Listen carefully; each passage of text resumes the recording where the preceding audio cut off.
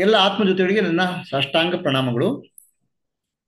ಈ ದಿನದ ಗುರುಗೀತೆಯ ಚಿಂತನೆಗೆ ತಮ್ಮೆಲ್ಲರಿಗೂ ಸ್ವಾಗತ.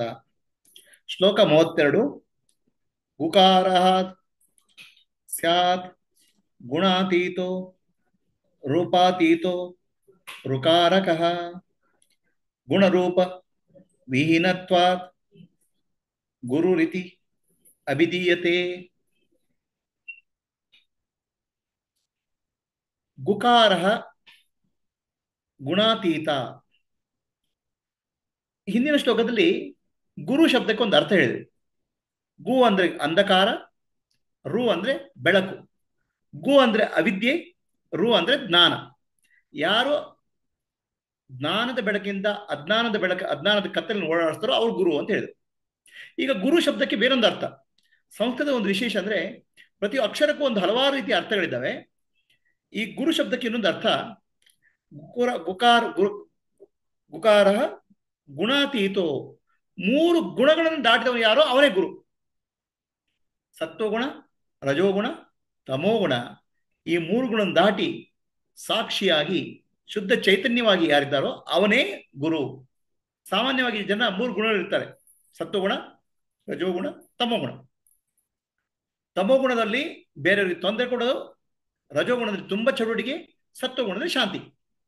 ತಮೋಗುಣಕ್ಕೆ ಉದಾಹರಣೆ ಕುಂಭಕರ್ಣ, ತಿನ್ನೋದು ಮಲಗೋದು. ರಜೋಗುಣಕ್ಕೆ ಉದಾಹರಣೆ ರಾವಣ. ಸತ್ವಗುಣಕ್ಕೆ ಉದಾಹರಣೆ ವಿಭೀಷಣ, ರಾಮನ ಭಕ್ತ. ಈ ಮೂರು ಗುಣಗಳನ್ನು ಯಾರು ದಾಟಿರ್ತಾರೆ ಅವನೇ ಗುರು. ಅದಕ್ಕೆ ಗು ಶಬ್ದಕ್ಕೆ ಅರ್ಥ ಗುಣಾತೀತ. ರು ಶಬ್ದಕ್ಕೆ ಅರ್ಥ ರೂಪಾತೀತ. ಪ್ರತಿಯೊಂದಕ್ಕೂ ಒಂದು ವಸ್ತುವಿಗೊಂದು ರೂಪ ಇದೆ, ಆಕಾರ ಇದೆ. ಈ ರೂಪವನ್ನು ಮೀರಿದವನು ಗುರು. ಏನು ಗುರು? ಸ್ಥೂಲ ಶರೀರ, ಸೂಕ್ಷ್ಮ ಶರೀರ, ಕಾರಣ ಶರೀರ, ಇದನ್ನು ಮೀರಿ ಅದಕ್ಕೆ ಸಾಕ್ಷಿಯಾಗಿ ನಿಂತವನೇ ಗುರು. ಇದು ಗುರು ಶಬ್ದಕ್ಕೆ ಇನ್ನೊಂದು ಅರ್ಥ. ಶ್ಲೋಕ 32. ಈಗ ಶ್ಲೋಕ 33. ಗುಕಾರಃ ಪ್ರಥಮ ವರ್ಣೋ ಮಾಯಾದಿ ಗುಣಭಾಸಕಃ ಋಕಾರ ಅಸ್ತಿ ಪರಂ ಬ್ರಹ್ಮ ಮಾಯಾಭ್ರಾಂತಿ ವಿಮೋಚಕಂ. ಗುರು ಶಬ್ದಕ್ಕೆ ಮೂರನೇ ಅರ್ಥ. ಗುರು ಶಬ್ದಕ್ಕೆ ಹಲವಾರು ಅರ್ಥಗಳಿದ್ದಾವೆ. ಗುಕಾರದಿಂದ ಪ್ರಥಮ ವರ್ಣ ಮಾಯಾದಿ ಗುಣಭಾಸಕ. ಮೂರು ಗುಣಗಳಿಗೆ ಗುಕಾರ ಹೇಳೋದು. ಎಂತ ಗುಣ? ಸತ್ವಗುಣ, ರಜೋಗುಣ, ತಮೋಗುಣ. ಸತ್ವಗುಣ, ರಜೋಗುಣ, ತಮೋಗುಣ ಮೂರು ಗುಣಗಳಿಗೆ ಗುಕಾರ ಅಂತ ಹೇಳೋದು. ಆ ಮೂರು ಗುಣಗಳೇನೋ ಅದೇ ಮಾಯೆ. ಸತ್ವಗುಣ ಜ್ಞಾನಶಕ್ತಿ, ರಜೋಗುಣ ಕ್ರಿಯಾಶಕ್ತಿ, ರಜೋಗುಣ ಇಚ್ಛಾಶಕ್ತಿ, ತಮೋಗುಣ ಕ್ರಿಯಾಶಕ್ತಿ. ಈ ಮೂರು ಶಕ್ತಿಗಳು ಮಾಯೆಯಾಗಿ ಒಬ್ಬ ಜೀವನವನ್ನು ಬಂಧಿಸ್ತವೆ. ಈ ಮಾಯೆಯನ್ನ ನಿವಾರಣೆ ಮಾಡುವಂಥದ್ದು ಋಕಾರ. ಋಕಾರ ಅಂದ್ರೆ ಪರಬ್ರಹ್ಮ. ಆ ಪರಬ್ರಹ್ಮ ಮಾಯಾ ಭ್ರಾಂತಿ, ಮಾಯೆಯೊಂದು ಉಂಟಾದ ಭ್ರಾಂತಿಯನ್ನು ನಿವಾರಣೆ ಮಾಡ್ತಾರೆ. ಅದೇ ಗುರು. ಪರಬ್ರಹ್ಮನೇ ಗುರುವಿನ ರೂಪದಲ್ಲಿ ಬಂದು ಅಜ್ಞಾನವನ್ನ ನಿವಾರಣೆ ಮಾಡಿ ಮಾಯೆಯನ್ನು ಭ್ರಾಂತಿಯಿಂದ ನಿವಾರಣೆ ಮಾಡ್ತಾರೆ. ಇದು ಋಕಾರದ ಗುರು ಶಬ್ದ ಇನ್ನೊಂದು ಅರ್ಥ. ಗು ಅಂದ್ರೆ ಮಾಯೆ, ರು ಅಂದ್ರೆ ಪರಬ್ರಹ್ಮ. ಏವಂ ಗುರುಪದಂ ಶ್ರೇಷ್ಠಂ ದೇವಾನಾಮಪಿ ದುರ್ಲಭಂ ಆಹಾಹು ಗುಣೈಶ್ಚೈವ ಗಂಧರ್ವೈರಿಪಿ ಪೂಜಿತಂ. ಶ್ಲೋಕ 34. ಈ ಗುರುಪದ ಬಹಳ ಸಿಗೋದು ಕಷ್ಟ, ಬಹಳ ಶ್ರೇಷ್ಠ. ದೇವತೆಗಳಿಗೆ ಕೂಡ ಅದು ಸಿಗುವುದಿಲ್ಲ. ಅದಕ್ಕೋಸ್ಕರ ಶಿವನ ಗಣಗಳು ಹಾಹಾಹು ಗಣ ಅಂತ ಗಣಗಳು ಮತ್ತು ದೇವಗಂಧರ್ವರು ಅವರು ಗುರುವಿನ ಗಾನ ಮಾಡ್ತಾರೆ, ಪೂಜೆ ಮಾಡ್ತಾರೆ. ನೋಡಿ, ದೇವತೆಗಳಂದ್ರೆ ಯಾರಂತ ತಿಳ್ಕೊಂಡಿದ್ದೀರಾ? ದೇವತೆಗಳಂದ್ರೆ ಇಡೀ ವಿಶ್ವವನ್ನ ಆಳುವ ಶಕ್ತಿಗಳು. ಅವ್ರನ್ನ ನಾವು IAS ಆಫೀಸರ್ ಅಂತ ಹೇಳ್ಬೋದು. ಈಗ IAS ಆಫೀಸರ್ಸು ಒಬ್ಬ ಸೀನಿಯರು, ಜೂನಿಯರು ಇರ್ತಾರೆ. ದೇವತೆಗಳು ಏನ್ ಮಾಡ್ತಾರೆ? ಇಡೀ ವಿಶ್ವವನ್ನು ನಡೆಸಲಿಕ್ಕೆ ಕೆಲಸ ಮಾಡ್ತಾರೆ. ಅವರಲ್ಲಿ ಪ್ರಮೋಷನ್ ಅಂತಿದೆ. ಒಳ್ಳೆ ಕರ್ಮ ಮಾಡಿದ ದೇವತೆಗೆ ಮುಂದಿನ ಪ್ರಮೋಷನ್ ಸಿಗುತ್ತೆ, ಮುಂದಿನ ಜನ್ಮ ಸಿಗುತ್ತೆ. ದೇವತೆಗಳು ಅಧಿಕಾರಕ್ಕೋಸ್ಕರ ಕೆಲಸ ಮಾಡ್ತಾರೆ. ಅಧಿಕಾರಕ್ಕೋಸ್ಕರ ಪುಣ್ಯ ಪಡಿತಾರೆ, ಅಧಿಕಾರಕ್ಕೋಸ್ಕರ ಕೆಲಸ ಮಾಡ್ತಾರೆ. ಭಗವಂತರ ಸೇವೆ ಮಾಡ್ತಾರೆ. ಅವರಿಗೂ ಅಧಿಕಾರದ ಆಶೆ ಇದೆ, ಮೇಲಕ್ಕೆ ಹೋಗುವಂತ ಆಶೆ ಇದೆ. ಲೈಕ್ ಇದು ನಮ್ಮ IAS ಆಫೀಸರ್ಗೆ ನಾನು ಪ್ರಮೋಷನ್ ಸಿಗುವಂತ ಆಶೆ ಇದೆ, ಅವರಿಗೂ ಇದು ಆಶೆ ಇದೆ. ಅವ್ರಿಗೆ ಒಂದ್ ಮೇಲೆ ಒಂದು ಪದವಿ ಸಿಗ್ತಾ ಹೋಗುತ್ತೆ ಅವರ ಪುಣ್ಯಕರ್ಮಕ್ಕೆ, ಅವ್ರು ಮಾಡಿದ ಕೆಲಸಕ್ಕೆ ಅನುಗುಣವಾಗಿ. ಆದ್ರೆ ಸಮಸ್ಯೆ ಏನಂದ್ರೆ ಗುರು ಪದವಿ ಸಿಗೋಲ್ಲ. ಗುರು ಪದವಿ ಬಹಳ ಶ್ರೇಷ್ಠ. ಗುರು ಪದವಿ ಎಲ್ಲಾ ತತ್ವಗಳಿಂದ ಮೇಲಿನ ತತ್ವ ಗುರುತತ್ವ. ಪ್ರಪಂಚದಲ್ಲಿ ತತ್ವಗಳಿದಾವೆ: ಭೂತತ್ವ, ಜಲತತ್ವ, ಅಗ್ನಿತತ್ವ, ವಾಯುತತ್ವ, ಆಕಾಶ ತತ್ವ. ಭೂತತ್ವ ದೇವತೆ ಇದ್ದಾರೆ, ಜಲತತ್ವ ದೇವತೆ ಇದ್ದಾರೆ, ಅಗ್ನಿತತ್ವ ದೇವತೆ ಇದ್ದಾರೆ, ಆಕಾಶ ತತ್ವ ದೇವತೆ ಇದ್ದಾರೆ, ವಾಯುತತ್ವ ದೇವತೆ ಇದ್ದಾರೆ. ಅದ್ರ ಮೇಲೆ ಮನಸ್ಸಿನ ದೇವತೆ ಇದ್ದಾರೆ, ಬುದ್ಧಿ ದೇವತೆ ಇದ್ದಾರೆ, ಅಹಂಕಾರ ದೇವತೆ ಇದ್ದಾರೆ. ಇವೆಲ್ಲದ ಮೇಲೆ ಈಶ್ವರ ಇದ್ದಾನೆ. ಬ್ರಹ್ಮ ವಿಷ್ಣು ಮಹೇಶ್ವರ ಬದಲು ಈಶ್ವರ ಇದ್ದಾನೆ. ಈ ಎಲ್ಲ ದೇವತೆಗಳಿಗೆ ಮೀರಿದ್ದು ಪರಬ್ರಹ್ಮ ನಾರಾಯಣ ಸದಾಶಿವ. ಆ ಸದಾಶಿವನ ರೂಪವೇ ಸದ್ಗುರು.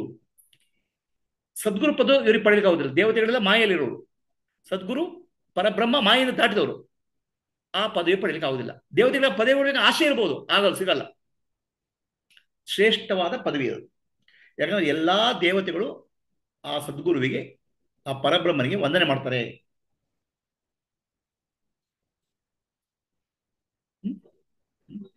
ಹಾ, ಎಲ್ಲರಿಗೂ ಅದು ಸಿಗತ್ತಾ?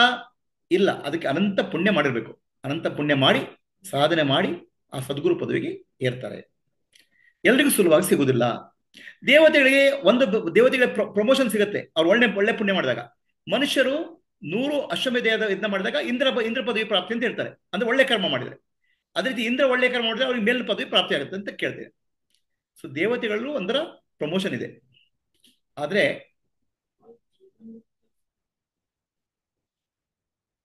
ಆದ್ರೆ ದೇವತೆಗಳಿಗೆ ಆ ಸದ್ಗುರು ಪದವಿ ಪಡಲಿಕ್ಕೆ ಸಾಧ್ಯ ಇಲ್ಲ. ಹೋಗ್ಲಿ, ಆ ಸದ್ಗುರು ಪದವಿ ಪಡಬೇಕಾದ್ರೆ ಏನು ಬೇಕು? ಅವರು ಜೀವನ್ ಮುಕ್ತರಾಗಬೇಕು. ಮೊದಲು ಜೀವನ್ ಮುಕ್ತರಾಗಬೇಕಾದ್ರೆ ಹಲವಾರು ಜನ್ಮಗಳ ಸಾಧನೆ ಮಾಡಿ, ಶ್ರವಣ ಮನ ನಿತ್ಯಾಸ ಮಾಡಿ ಮುಕ್ತರಾಗಬೇಕು. ಎಲ್ಲ ಮುಕ್ತರು ಸದ್ಗುರು ಆಗ್ತಾರೋ? ಇಲ್ಲ. ಆ ಸದ್ಗುರು ಆಗ್ಬೇಕಾದ್ರೆ ಹಿಂದಿನ ಜನ್ಮದ ಸಾಧನೆ ಮಾಡಿರ್ಬೇಕು, ಪುಣ್ಯ ಫಲ ಪಡೆದಿರ್ಬೇಕು. ಆ ಪುಣ್ಯ ಫಲದಿಂದ 100 ಜನ ಜೀವನ ಮುಕ್ತ ಇದ್ರೆ ಅದ್ರಲ್ಲಿ ಒಬ್ಬರು ಇಬ್ಬರು ಸದ್ಗುರು ಆಗ್ತಾರೆ. ಈ ರೀತಿ ಸದ್ಗುರು ಅನ್ನೋದು ಬಹಳ ಶ್ರೇಷ್ಠ ಮತ್ತು ಅಪರೂಪ. ಇದು ಸದ್ಗುರು ಆಗಿ ಏನು ಯೋಗ್ಯತೆ ಬೇಕು? ಶ್ರೋತ್ರಿಯಂ ಬ್ರಹ್ಮನಿಷ್ಠಂ. ಒಂದು, ಅವನಿಗೆ ತಾನು ಜ್ಞಾನ ಪಡೆದಿರ್ಬೇಕು, ಆ ಜ್ಞಾನದಲ್ಲಿ ದೃಢವಾಗಿ ನಿಂತಿರ್ಬೇಕು. ಕಡೆ ಅದನ್ನು ಬೇರೆಯವ್ರಿಗೆ ಹೇಳ್ಕೊಡೋ ಶಕ್ತಿ ಇರಬೇಕು. ಅದಕ್ಕೆ ಶ್ರೋತ್ರಿಯಂ ಅಂತ ಹೇಳುದು. ಇದು ಎರಡಿದ್ದವನೇ ಸದ್ಗುರು. ಇದು ಬಹಳ ಶ್ರೇಷ್ಠವಾದ ಪದವಿ. ಇದನ್ನು ದೇವತೆಗಳಿಗೆ ಪಡೆಯೋದಕ್ಕೆ ಕಷ್ಟ. ಅದಕ್ಕೋಸ್ಕರ ಏನ್ ಮಾಡ್ತಾರೆ? ಆ ಸದ್ಗುರುವಿನ ಗುಣವರ್ಣನೆ ಮಾಡ್ತಾರೆ. ಯಾರು? ಶಿವನ ಗಣಗಳು. ಶಿವನ ಗುಣವನ್ನು ಮಾಡ್ತಾರೆ. ಶಿವನೇ ಸದ್ಗುರು, ಶಿವನೇ ಆದಿಗುರು. ಗಂಧರ್ವರು ದೇವಗಂಧರ್ವರೇ ದೇವತೆಗಳ ಸಂಗೀತಗಾರರು. ದೇವತೆಗಳ ಸಂಗೀತವನ್ನು ಹೇಳೋರು. ಸಂಗೀತಗಾರ ಏನ್ ಮಾಡ್ತಾರೆ? ಹೊಗಳ್ತಾರೆ. ಯಾರನ್ನ? ಆ ಸದ್ಗುರುವನ್ನ, ಆ ಬ್ರಹ್ಮನನ್ನ, ಆದಿಗುರುವನ್ನ ಹೊಗಳ್ತಾರೆ. ಯಾಕೆ ಹೊಗಳ್ತಾರೆ? ಅದರಿಂದ ಆದಿಗುರುವಿಗೆ ಸದ್ಗುರುವಿಗೆ ಏನ್ ಬೇಕಾಗಿಲ್ಲ. ಏನಾಗುತ್ತೆ? ಈಶ್ವರೋ ಗುರು ಆತ್ಮೀತಿ. ಈಶ್ವರನ್ ನಮ್ಮ ಆತ್ಮ. ಗುರು ಆ ಈಶ್ವರನ ರೂಪದಲ್ಲಿ ಬಂದಿರ್ತಾರೆ ನಮಗೆ. ಈಶ್ವರ ನಮ್ಮ ಕಣ್ಣಿಗೆ ಕಾಣೋದಿಲ್ಲ. ಆ ಗುರುವಿನ ಗುಣಗಾನ ಮಾಡುವಾಗ ಈಶ್ವರನ ಗುಣಗಾನ ಮಾಡಿದಾಗತ್ತೆ, ನಮ್ಮ ಆತ್ಮನ ಗುಣಗಾನ ಮಾಡಿದಾಗತ್ತೆ. ಆ ರೀತಿ ನಮ್ಮಲ್ಲಿ ಆತ್ಮನಲ್ಲಿ ಆ ದೈವಿ ಶಕ್ತಿ ಮೂಡಿ ಬರ್ತದೆ, ಗುರುವಿನ ಶಕ್ತಿ ಮೂಡಿ ಬರ್ತದೆ. ಧ್ರುವಂ ತೇಷಾಂ ಚ ಸರ್ವೇಷಾಂ ನಾಸ್ತಿ ತತ್ವಂ ಗುರೋ ಪದಂ ಗುರೋರ್ ಆರಾಧನಂ ಕಾರ್ಯಂ ಸಜೀವತ್ವಂ ನಿವೇದಯೇ.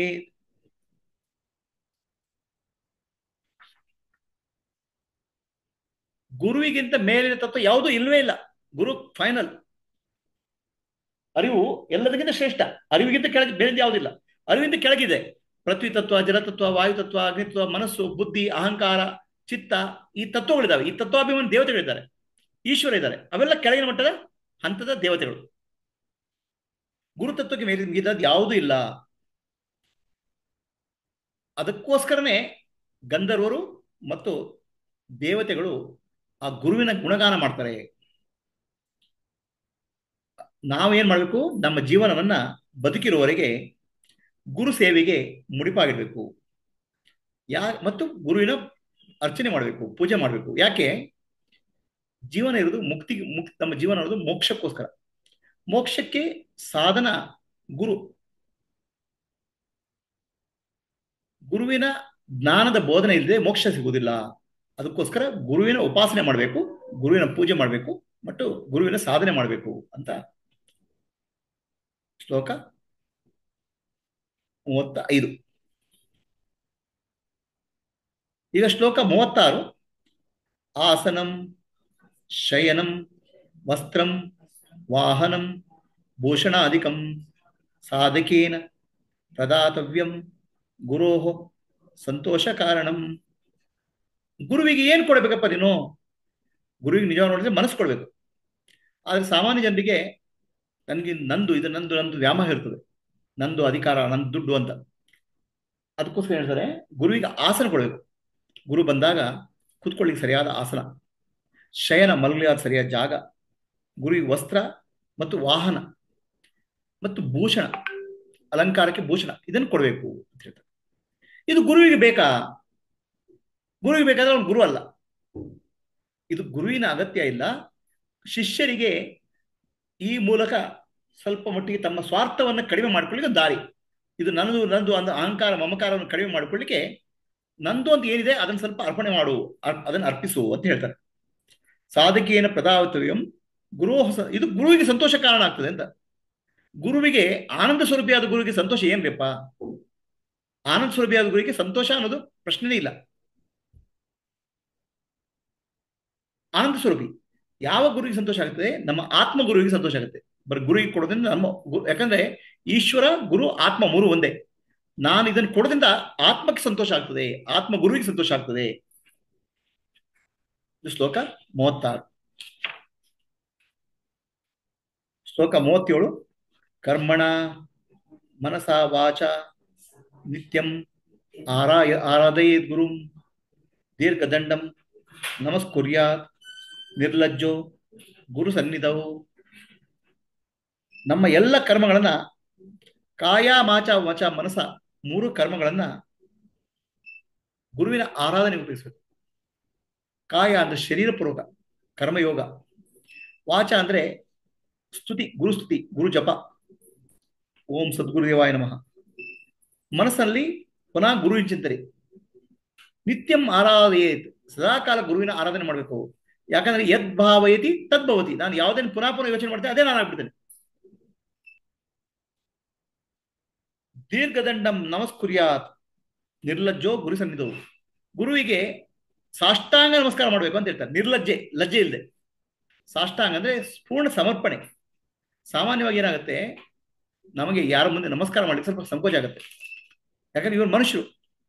ನಮ್ಮಲ್ಲಿ ಅಹಂಕಾರಕ್ಕೆ ಏನಿದೆ, ನನಗಿಂತ ಮೇಲೆ ಆದವರು ಯಾರು ಇಲ್ಲ ಅಂತ. ಗುರು ಅನ್ನೋದು ಎಲ್ಲದಕ್ಕಿಂತ ಶ್ರೇಷ್ಠ, ಅತ್ಯಂತ ಉನ್ನತ ಸ್ಥಾನದಲ್ಲಿರುವುದು ಗೊತ್ತಾದಾಗ ದೀರ್ಘದಂಡ ಪ್ರಣಾಮ ಮಾಡೋದು ಸುಲಭ ಆಗ್ತದೆ. ಅಹಂಕಾರವನ್ನು ಬಿಡುವ ಲಕ್ಷಣ ಇದು. ಶರೀರಂ ಅರ್ಥಂ ಪ್ರಾಣಶ್ಚ ಸದ್ಗುರುಭ್ಯೋ ನಿವೇದಯೇತ್ ಆತ್ಮಾನಮಪಿ ದಾಸ್ಯಾಯ ವೈದೇಹೋ ಜನಕೋ ಯಥಾ. ಶ್ಲೋಕ 38. ಶ್ಲೋಕ 38ರಲ್ಲಿ ಶರೀರಂ ಅರ್ಥಂ ಪ್ರಾಣಾಂಶ.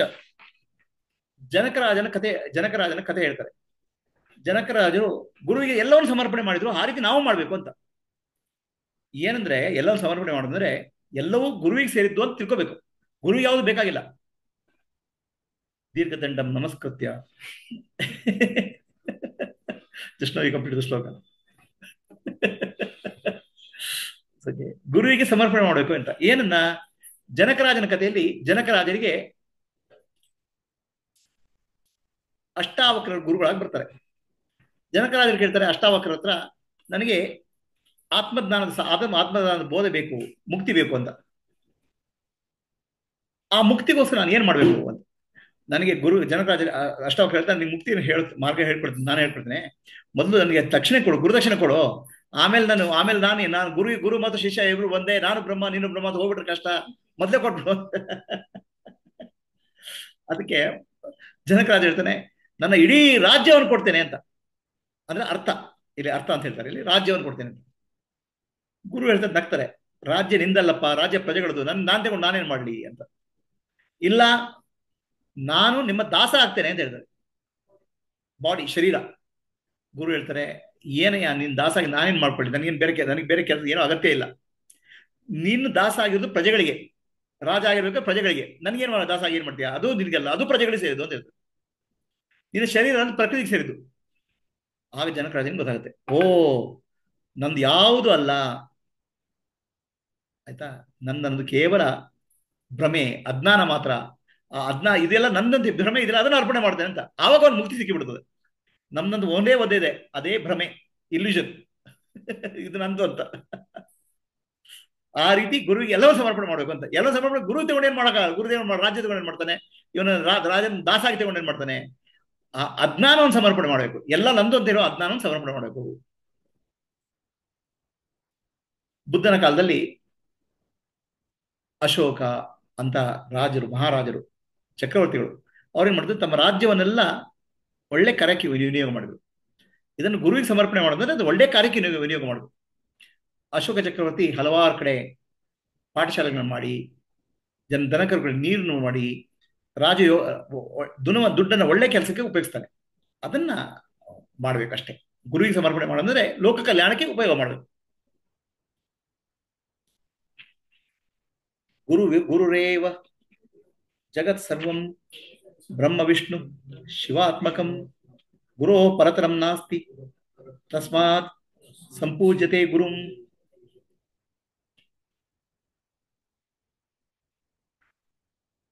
ಗುರುವಿಗೆ ಎರಡು ರೂಪಗಳನ್ನು ಹೇಳ್ತಾರೆ ಇಲ್ಲಿ. ಗುರುರೇವ ಜಗತ್ ಸರ್ವಂ, ಇಡೀ ವಿಶ್ವ ವಿರಾಟ್ ರೂಪ. ನಮ್ಗೇನು ಕಾಣ್ತದೆ, ಗುಡ್ಡ ಬೆಟ್ಟ ನದಿ ಸೂರ್ಯ ಚಂದ್ರ ನಕ್ಷತ್ರ, ಇದೆಲ್ಲ ಗುರುವಿನ ರೂಪ ಅಂತ ಅನ್ಸ್ಬೇಕು. ಅದಕ್ಕೆ ವಿರಾಟ್ ರೂಪ ಅಂತ ಹೇಳೋದು. ವಿರಾಟ್ ರೂಪದಲ್ಲಿ ಗುರು ಕೇವಲ ಒಂದು ವ್ಯಕ್ತಿ ಅಲ್ಲ, ಆ ಗುರುವಿನ ಚೈತನ್ಯ ವಿರಾಟ್ ರೂಪವನ್ನು ವಿರಾಟ್ ರೂಪವನ್ನು ಮಾಡಿದೆ. ಇದು ಉಪಾಸನೆ ಮಾಡೋ ರೀತಿ. ಗುರುವನ್ನ ಒಬ್ಬ ಜಸ್ಟ್ ವ್ಯಕ್ತಿಯಿಂದ ಮಾಡಬಾರ್ದು, ಗುರುವನ್ನ ಒಂದು ಅದೇ ವಿರಾಟ್ ರೂಪ, ಸರ್ವವ್ಯಾಪಿ, ಆಲ್ ಪರ್ವೇಡಿಂಗ್. ಅದಕ್ಕೆ ಅಖಂಡ ಮಂಡಲಾಕಾರಂ ವ್ಯಾಪ್ತಂ ಏನ ಚರಾಚರಂ, ಇಡೀ ವಿಶ್ವವನ್ನು ವ್ಯಾಪ್ತನಾಗಿರೋದು ಗುರು ಅಂತ, ಗುರುತತ್ವ. ಅಖಂಡ ಮಂಡಲಾಕಾರಂ.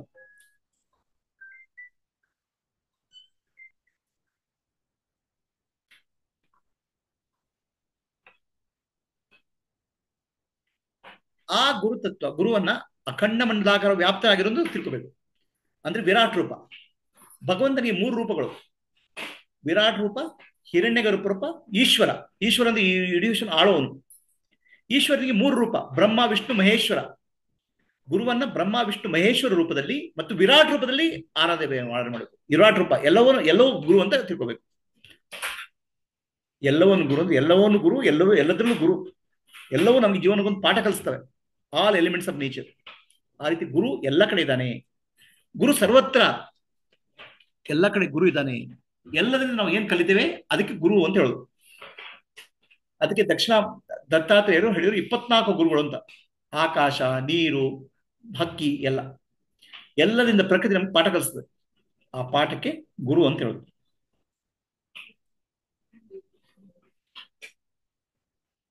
ಗುರು ಪರತರಂ ನಾಸ್ತಿ. ಗುರುವಿಗಿಂತ ಮೇಲಾದ್ದು ಯಾವುದೂ ಇಲ್ಲ. ಗುರು ತತ್ವಕ್ಕಿಂತ ಮೇಲಾದ್ದು ಯಾವ್ದು, ಅರಿವಿಗಿಂತ ಮೇಲಾದ್ದು ಯಾವುದಿದೆ? ಗುರು ಅಂದ್ರೆ ಅವೇರ್ನೆಸ್, ಅರಿವು. ಅರಿವಿಗಿಂತ ಮೇಲಾದ್ದು ಯಾವುದೂ ಇಲ್ಲ. ಅರಿವಿಗೆ ಅರಿವಿಲ್ಲ. ಅರಿವೇ ಫೈನಲ್. Awareness is final. ನಾಸ್ತಿ ತಸ್ಮಾತ್ ಸಂಪೂಜೆಯತ್ ಗುರು. ಅದಕ್ಕೋಸ್ಕರ that's why we have to worship guru. We have to worship guru ತತ್ವ, highest principle, awareness. How do worship guru? ಅಂತರ್ಜ್ಯೋತಿ, ಬಹಿರ್ಜ್ಯೋತಿ, ಪ್ರತ್ಯಕ್ ಜ್ಯೋತಿ, ಪರಾತ್ಪರ, ಜ್ಯೋತಿರೇವ ಜ್ಯೋತಿ, ಸ್ವಯಂ ಜ್ಯೋತಿ, ಆತ್ಮಜ್ಯೋತಿ, ಶಿವಸ್ಮ್ಯಹಂ. Guru is my inner light. Guru is everything. ಗುರು ಎಲ್ಲವೂ. ಬಹಿರ್ಜ್ಯೋತಿ ಆಗಿ ವಿರಾಟ್ ರೂಪವಾಗಿ ಕಾಣ್ತಾನೆ. Outer light illuminates the entire universe, ಬಹಿರ್ಜ್ಯೋತಿ. ಗುರು ಅಂತರ್ಜ್ಯೋತಿ, ಒಳಗಿನ ಬೆಳಕು, illuminates the thoughts. Guru is ಪರಂಜ್ಯೋತಿ, supreme light, and Atma Jyoti. Worship of Guru is realizing Guru is my Atma Jyoti, Guru is Bahya Jyoti. The totality of universe creation is nothing but Guru. So that is the worship of Guru, real worship of Guru. ಇಡೀ ವಿಶ್ವವೇ ಗುರುವಿನ ಸ್ವರೂಪ. ನನ್ನ ಒಳಗಿನ ಇಡೀ ಬಹಿರ್ಜ್ಯೋತಿಯಾಗಿ ಇಡೀ ವಿಶ್ವವನ್ನು ಕಾಣಿಸ್ತಾನೆ. ಅಂತರ್ಜ್ಯೋತಿಯಾಗಿ ನನ್ನ ಮನಸ್ಸಿನ ಯೋಚನೆ ಕಾಣಿಸ್ತಾನೆ. ಪ್ರತ್ಯೇಕ ಜ್ಯೋತಿಯಾಗಿ ನನ್ನ ಗಾಢನಿದ್ದೆಯಲ್ಲಿ ಏನು ಇಲ್ಲ ಅಂತ ತೋರಿಸ್ತಾನೆ. ಪರಂ ಜ್ಯೋತಿಯಾಗಿ ಶ್ರೇಷ್ಠವಾದ ಬೆಳಕಾಗಿ ನನ್ನಲ್ಲಿ ಬೆಳಗ್ತಾ ಇದ್ದಾನೆ. ಆತ್ಮಜ್ಯೋತಿ, ಅದೇ ಗುರು, ಅದೇ ಗುರು ತತ್ವ.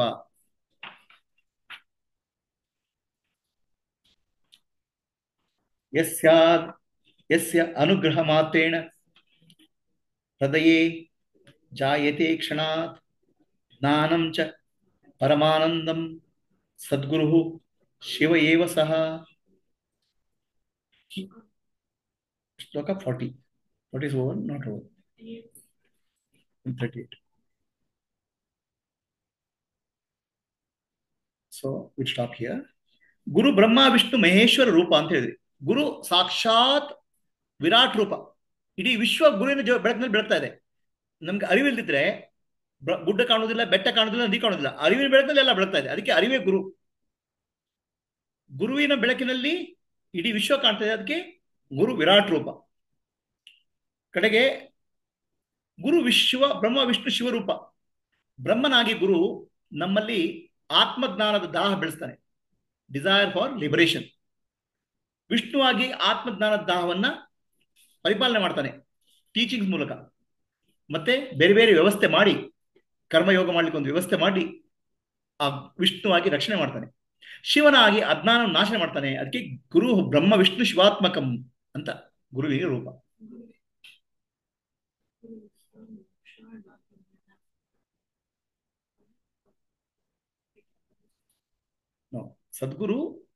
ಸದ್ಗುರು ತತ್ವ ಈಸ್ ದ ಹೈಯೆಸ್ಟ್. ಇಲ್ಲಿ ಪ್ರಶ್ನೆ ಏನಂದ್ರೆ, ಸದ್ಗುರು ಅಂದ್ರೆ ಅರಿವಿನ ರೂಪ, ಆತ್ಮಜ್ಞಾನವನ್ನು ಕೊಡೋ ರೂಪ ಅಂತ ಪ್ರಶ್ನೆ ಅಲ್ವಾ? ಇದೇನಂದ್ರೆ, ಇಲ್ಲಿ ಏನಂದ್ರೆ ಅಷ್ಟು ಮಾತ್ರ ಅಲ್ಲ ಅಂತ ತಿಳ್ಕೋಬೇಕು. ಎಲ್ಲ ದೇವತೆಗಳು ಸದ್ಗುರುನ ರೂಪ, ಎಲ್ಲವೂ ಇಡೀ ವಿಶ್ವವೇ ಸದ್ಗುರುನ ರೂಪ. ವಿರಾಟ್ ರೂಪದ ವರ್ಣನೆ ಏನಂದ್ರೆ, higher principle includes the lower. ನೀರು ಸಮುದ್ರ ಕಾಣ್ತದೆ, ಅಲೆಯಾಗಿ ಕಾಣ್ತದೆ, ನೊರೆಯಾಗಿ ಕಾಣ್ತದೆ, ಗುಳ್ಳುವಾಗಿ ಕಾಣ್ತದೆ. ನೀರಂದ್ರೆ ಸದ್ಗುರು. ಅದು ಸಮುದ್ರವಾಗಿ ಕಾಣ್ತಂದ್ರೆ ಈಶ್ವರನ ರೂಪದಲ್ಲಿ ಕಾಣ್ತಾನೆ. ಸದ್ಗುರು ಇಸ್ ಬ್ರಹ್ಮನೊಂದಿ. ಸದ್ಗುರು ಇಸ್ ಬ್ರಹ್ಮನಿ ಸದ್ಗುರು. ಸೊ ಸದ್ಗುರು ತತ್ವ ನೀರು ಸಮುದ್ರ ಕಾಣ್ತದೆ, ಅಲೆಯಾಗಿ ಕಾಣ್ತದೆ, ಗುಳ್ಳೆಯಾಗಿ ಕಾಣ್ತದೆ, ನೊರೆಯಾಗಿ ಕಾಣ್ತದೆ. ಗುಳ್ಳೆಯೂ ನೀರೇ, ಅಲೆಯೂ ನೀರೇ, ಸಮುದ್ರವೂ ನೀರೇ. ಆ ರೀತಿ ಇಡೀ ವಿಶ್ವವೇ ಗುರುವಿನ ರೂಪ. ಎಲ್ಲಾ ದೇವತೆಗಳು ಬ್ರಹ್ಮ ವಿಷ್ಣು ಮಹೇಶ್ವರಗಳು ಗುರುವಿನ ರೂಪ. ಆ ರೀತಿ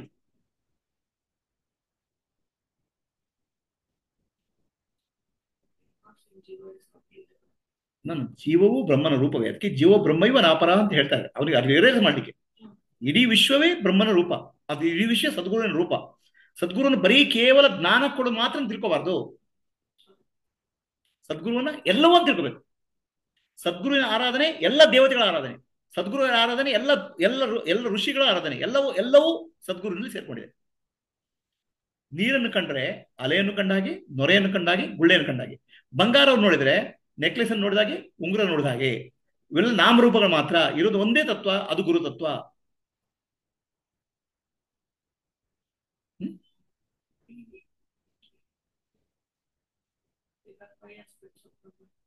ಇಲ್ಲ, ಸಿ ಬ್ರಹ್ಮನಿಗೆ ಇದನ್ನ ಪ್ರಶ್ನೆ ಏನಂದ್ರೆ, ಬ್ರಹ್ಮನಿಗೆ 5 ಅಂಶಗಳಿದೆ, 5 ಕಾರ್ಯಗಳಿದ್ದಾವೆ. ಬ್ರಹ್ಮ ವಿಷ್ಣು ಮಹೇಶ್ವರ, ಸೃಷ್ಟಿ ಸ್ಥಿತಿ ಸಂಹಾರ, ಮಾಯೆ, ಸದ್ಗುರು. ಆಯ್ತಾ? ಸದ್ಗುರು ಮೋಕ್ಷಕ್ಕೆ ಪ್ರಧಾನವಾಗಿ ಸದ್ಗುರು ರೂಪ. ಅದು ಮನುಷ್ಯರ ರೂಪದಲ್ಲಿ ಸದ್ಗುರುವಾಗಿ ಬರ್ತಾನೆ. ಅದರ ಅರ್ಥ ಅವನು ಅಷ್ಟೇ ಅಲ್ಲ, ಇವು ಎಲ್ಲವೂ ಅವನೇ. ಏನಾಗುತ್ತೆ, ನಮ್ಮ ಮನಸ್ಸು ಯಾವಾಗಲೂ ಡಿವೈಡ್ ಮಾಡ್ತದೆ. ಆಯ್ತಾ? ಸದ್ಗುರು ಅಂದ್ರೆ ಏನ್ರಿ, ಅವ್ರು ಬರೋ ಟೀಚಿಂಗ್ ಮಾಡೋರು. ನಾವು ನಮ್ಗೆ ಪ್ರಮೋಷನ್ ಬೇಕಾದ್ರೆ ವಿಷ್ಣು ಹತ್ರ ಹೋಗೋಣ. ಓಕೆ, ಸೊ ನಮ್ಮ ಮನಸ್ಸಲ್ಲಿ ಎಲ್ಲ ಸ್ಪ್ಲಿಟ್ ಮಾಡ್ತದೆ ಮನಸ್ಸು. they are not functioning. Higher functioning includes the lower functioning. So Brahma Vishnu Maheshwara ಅದು ಕೆಳಗಿನ ಹಂತದ ಕೆಲಸ, ಮೇಲಿನ ಹಂತದ ಕೆಲಸ ಎಲ್ಲವನ್ನು ಕೆಳಗಿನ ಹಂತದ ಸೇರಿಸ್ತದೆ. ಸದ್ಗುರು ಎಲ್ಲ ಮೇಲಿಂದು.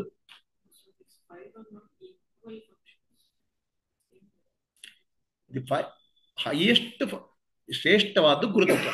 ಅದನ್ನು ನೀರು ಅಂತ ತಿಳ್ಕೊಳ್ಳಿ. ನೀರು ಸಮುದ್ರ, ಅಲೆ, ಗೊಳ್ಳೆ, ನೊರೆ ಕಾಣ್ತದೆ. ಆ ರೀತಿ ಸದ್ಗುರು ಅಂದ್ರೆ ಎಲ್ಲವೂ ಸದ್ಗುರು ಬರೀ ಜ್ಞಾನ ಮಾತ್ರ ಅಲ್ಲ, ಆದ್ರೆ ಜ್ಞಾನ ಪ್ರಧಾನ. ಜ್ಞಾನ ಪ್ರಧಾನ, ಉಳಿದವು ಬೇರೆ ತತ್ವಗಳು. ಅದರ ಅರ್ಥ ಅವು ಸದ್ಗುರುವಿಂದ ಬೇರೆ ಬೇರೆ ಅಲ್ಲ ಅವು. ಅವೆಲ್ಲ ಸದ್ಗುರುವಿನ ಅಂಶಗಳೇ, ಅವು ಸದ್ಗುರುವಿನ ಬೆಳಕೆ ಅದು. ಇಂದಿಗೆ ಇವತ್ತಿನ ಚಿಂತನೆ ಮುಗಿಸೋಣ. ಯಾರಿಗೆ ಪ್ರಶ್ನೆ ಇದೆಯಾ? ವಾಣಿಜಿ. ಹರಿವ ಪ್ರಭುಜಿ. ಹರಿ ಓಂ. ಯಾರು? ಸಂಧ್ಯಾ. ಹಾ, ಹೇಳ್ರಿ ಸಂಧ್ಯಾ. ಪ್ರಭುಜಿ, ಇಲ್ಲಿ ಸದ್ಗುರು ಅಂದ್ರೆ ಜ್ಞಾನ ತತ್ವ ಅಂತ ಹೇಳಿದ್ರಿ. ಗುರು ಬ್ರಹ್ಮ ವಿಷ್ಣು ಮಹೇಶ್ವರ ಅಂದಾಗ ಸೃಷ್ಟಿ ಸ್ಥಿತಿ ಲಯ ಬರುತ್ತಲ್ಲ, ಅದು ಕೆಳಗಿನ ಇದು ಅಂತಂದ್ರೆ ಅದನ್ನ ಹೇಗೆ ಇದ್ ಮಾಡ್ಕೊಳ್ಳೋದು ಪ್ರಭುಜಿ? ಸ್ವಲ್ಪ ಅದೇನ ಹೇಳಿದ್ರೆ ಅರ್ಥ ಅದೇ ಆಗಿಲ್ಲ. ಮೇಲಿನ ದೇವತೆ ಪರಬ್ರಹ್ಮ ನಾರಾಯಣ. ಹ್ಮ್. ಹೌದು. ಇದನ್ನ ಗವರ್ಮೆಂಟ್ ತಿಳ್ಕೊಳ್ಳಿ. ಮೇಲೆ ಪ್ರೈಮ್ ಮಿನಿಸ್ಟರ್, ಅದ್ರ ಹ್ಮ್. ಕೆಳಗೆ ಮಿನಿಸ್ಟರ್ಗಳು, ಅದ್ರ ಕೆಳಗೆ IAS ಆಫೀಸರು, ಆಯ್ತಾ, ಕಡೆಗೆ ಬೇರೆ ಕೆಲಸಗಳು ಅಂತ. ಇದು ನಾವು ಒಂದು ರೀತಿ ಕಲ್ಪನೆ ಮಾಡ್ಲಿಕ್ಕೆ, ಹೌದು. ಆಯ್ತಾ. ಆದ್ರೆ ಇದೇನಾಗುತ್ತೆ, ಇಲ್ಲೆಲ್ಲ ಬೇರೆ ಬೇರೆಯವರು ಇದ್ದಾರೆ. ಆದ್ರೆ ಸೃಷ್ಟಿಯಲ್ಲಿ ಎಲ್ಲ ಇರೋದು ಒಂದೇ ಒಂದು ತತ್ವ. ಮೇಲ್ಗಡೆ ಇರೋದು ಪರಬ್ರಹ್ಮ ತತ್ವ. ಅದೇ ಪರಬ್ರಹ್ಮ ತತ್ವ ಈಶ್ವರ ತತ್ವ ಕಾಣ್ತದೆ. ಅದೇ ಬ್ರಹ್ಮ ವಿಷ್ಣು ಮಹೇಶ್ವರ ಕಾಣ್ತದೆ. ಅದೇ ಬೇರೆ ಬೇರೆ ದೇವತೆಗಳ ಕಾಣ್ತಾರೆ. ಅದೇ ಬೇರೆ ಬೇರೆ ಜೀವ ಕಾಣ್ತಾರೆ. ಆದರೆ ಕೆಲಸದಲ್ಲಿ ಅತ್ಯಂತ ಮೇಲಿನ ತತ್ವ ಪರಬ್ರಹ್ಮ ತತ್ವ. ಅದರರ್ಥ ಅದೇ ಕೆಲಸ ಮಾತ್ರ ಅಲ್ಲ, ಎಲ್ಲವೂ ಅದೇ. ಹಾ. ಅದೇ ಈಗ ಸಮುದ್ರದ ಉದಾಹರಣೆ ಕೊಟ್ರಲ್ಲ, ಹಾಗೆ ಹೌದು. ಪ್ರಭುಜಿ. ಹರಿ ಓಂ ಪ್ರಭುಜಿ. ಇವ್- ಕ್ಲಿಯರ್. ಇನ್ಯಾರಿಗೆ ಪ್ರಶ್ನೆ ಇದೆಯಾ? ಇದೇನಾಗುತ್ತೆ, ನಮ್ಮ ಮನಸ್ಸು, ಅಯ್ಯೋ ಸದ್ಗುರು ಅಂದ್ರೆ ಇಷ್ಟೇನಪ್ಪ, ನಾವು ನಮ್ಗೆ ಪೂಜೆಗೆ ಅಲ್ಲಿ ಬ್ರಹ್ಮ ವಿಷ್ಣು ಇದ್ದಾರೆ, ಆಯ್ತಾ, ಆ ದೇವತೆಗಳಿದ್ದಾರೆ, ಈ ದೇವತೆಗಳಿದ್ದಾರೆ. ನಮ್ಮ ತಲೆಯಲ್ಲಿ ಏನಾಗುತ್ತೆ, ಮನಸ್ಸಿನಲ್ಲಿ ಒಂದೇ ಕೆಲಸ ಸ್ಪ್ಲಿಟ್ ಮಾಡೋದೆ. ಹಾಗಿಲ್ಲ, ಸದ್ಗುರುವಿನ ಆರಾಧನೆ ಮಾಡಿದ್ರೆ ಎಲ್ಲವೂ ಕವರ್ ಆಯ್ತು, ಮುಗೀತು ಅಂತ ಹೇಳಕ್ಕೆ. ಅದೇ ಇದು ಜ್ಞಾನ ಇನ್ನೊಂದು ತತ್ವ ಅಂದ್ರೆ ಎಲ್ಲ ಬರುತ್ತಲ್ವ ಪ್ರಭುಜಿ? ಇನ್ನೊಂದು ರೀತಿ ಹೇಳ್ಬೇಕಾದ್ರೆ, ಒಂದು ಮರ ಇದೆಯಪ್ಪ, ಮರದಲ್ಲಿ ಹೂ ಇದೆ, ಹೂ ಇದೆ, ಹಣ್ಣಿದೆ.